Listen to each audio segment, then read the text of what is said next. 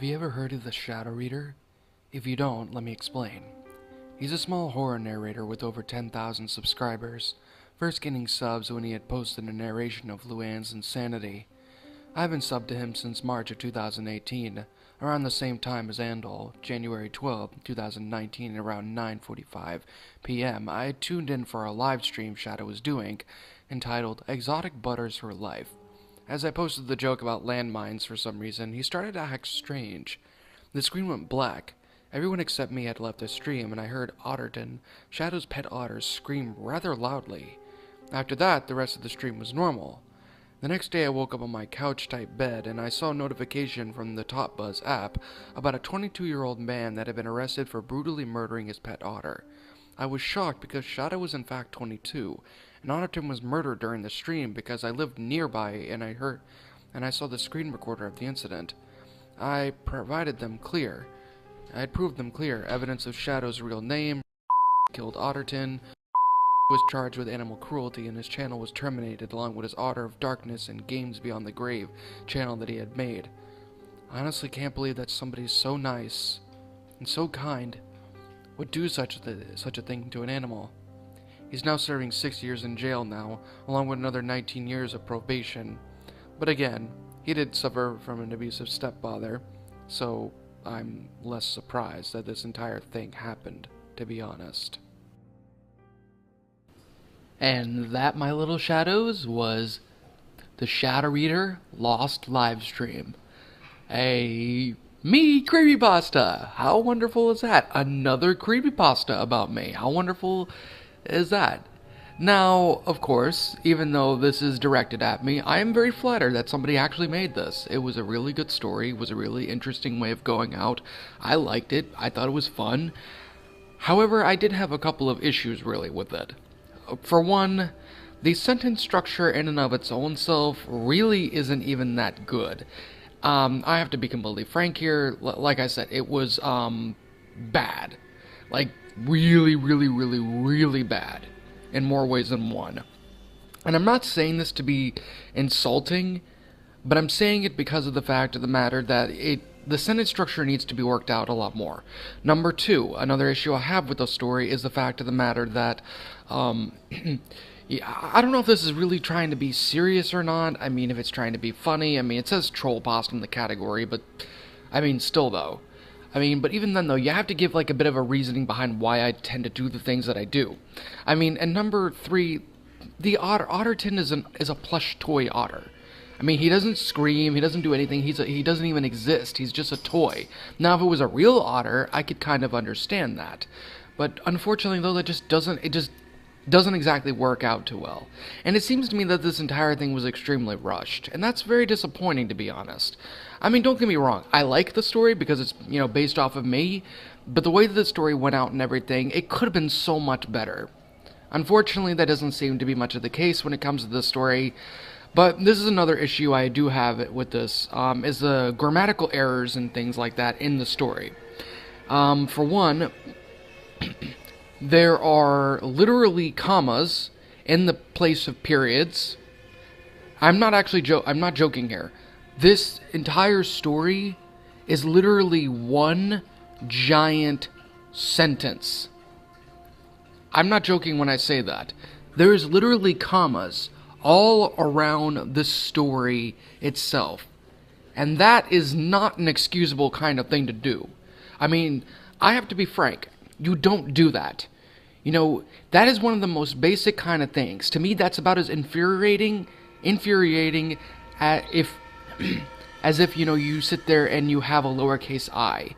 You don't do that with a story. You always put periods when the sentence ends. That's why it was a little bit difficult for me to sit there and read it. In fact, I think I missed a few parts or something.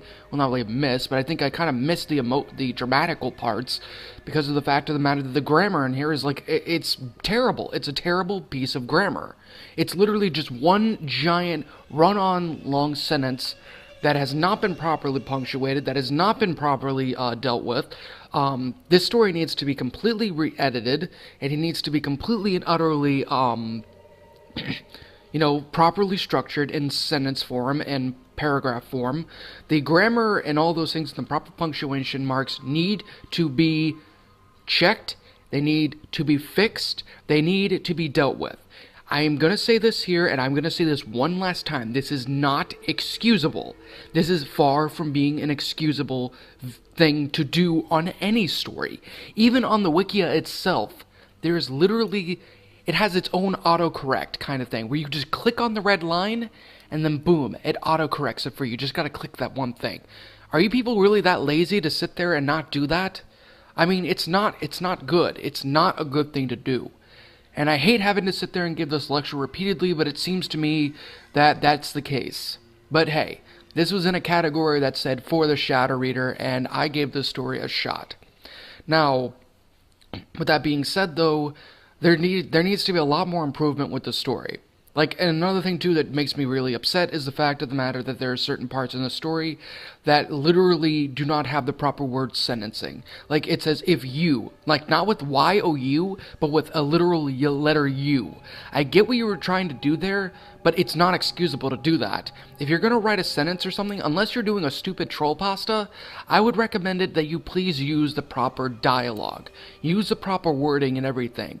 And also, like I said, I just can't get over the freaking question marks in the place of periods. I mean, it's not a good thing to sit there and do. And even when there's parts that don't need to be in a that doesn't need to have a period, the main word right after the comma itself, I'll have a screenshot explaining everything here, should not be capitalized. It needs to be lowercased because it's not at the end of a sentence. It's not starting up a sentence. You don't put a comma there, and you certainly do not capitalize the next word after it. You leave that lowercase, unless it is the name of a person, a description of a place, or a thing, specifically. But even if that's not the case, I mean, keep it lowercase unless it is a person, place, or thing. That's about it. If not, keep it lowercase. That's literally all I have to say. And my final thing that I am disappointed with this story about is the fact of the matter that the story, like I said, did not give a whole lot. It's kind of like, you know, a cheeseburger, but instead of like it being a big juicy burger that you see on the picture, it's a wimpy little burger. This is precisely what this troll pasta is, and I'm not trying to say that to be rude or anything, but it's true. You know, even narrating it and everything, I mean, I don't know. I mean, I want to really like this story, and I do to a small extent because it's, you know, it's obviously something a fan made for me, and I want to sit there and say right now that please don't be upset if you are the author of this story. I mean, I thank you greatly for wanting to make a creepypasta out of me. I'm very grateful for it, but you still could have done so much more with this. Like, you could have done a lot more with this story, but you failed to do that, and you unfortunately failed even doing something as simple as at least checking your work afterwards. People, whenever you're writing a story for me, if you are writing a story for me, you need to correct your mistakes. If you are going to upload anything to a specific site, like whether it be fanfiction or whatever, run it through Google Docs, run it through Word, like literally do any of that. Correct the basics in there. That way, if there are a couple of mistakes in there, they're not exactly as noticeable. But even then, like I said, this is basically like me giving you all a bit of an English lesson right here. A grammar lesson, too. People, like I said, if you're going to write a creepypasta for me, you cannot, you will not, and you shall not sit there and give me crap. I'm being honest here. I am being completely honest. Never send me anything like that again. Unless you have properly proofread everything, and you have done all that you could to make sure that the grammar and everything is good, and that the storyline is good. No, not just good. Well, as great as you can make it, then don't even bother sending it to me.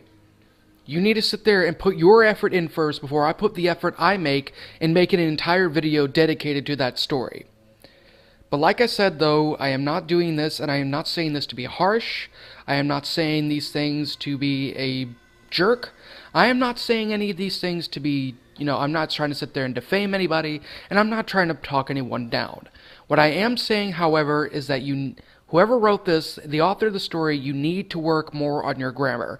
You need to work more on your sentence structuring. You need to work more on your English, your basic English, and more importantly, you need to come up with a better story.